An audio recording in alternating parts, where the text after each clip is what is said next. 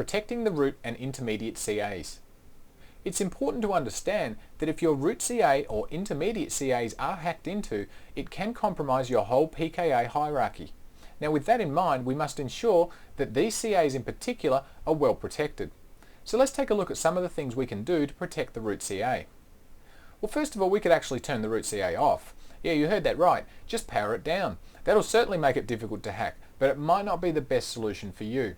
If you are running enterprise CAs and your root or intermediate CAs are Active Directory members, you'll run into some problems when Active Directory attempts to renew the server's computer account every 30 days. Now sure, you could power up the server for long enough to renew the computer account's password, but now that's leaning towards becoming too much of a pain to be useful. The solution to this problem is making these root and intermediate standalone CAs rather than enterprise CAs, but we'll talk about more of that shortly. Now assuming we don't turn the server off, we could make the root and intermediate CAs members of a workgroup instead of a domain. That way, if the domain administrator account is somehow compromised, it won't affect your entire PKI, as the domain account will have no privileges on your workgroup.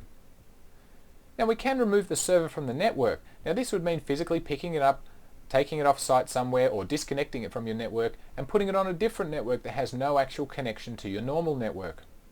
You could also choose to stop the Certificate Services service from the Computer Management MMC. Make sure you set the service to manual so it doesn't automatically start up when the server is rebooted. Now finally, you can restrict and secure physical access to the server itself. Okay, so with that checklist in mind, let's start by installing our root CA.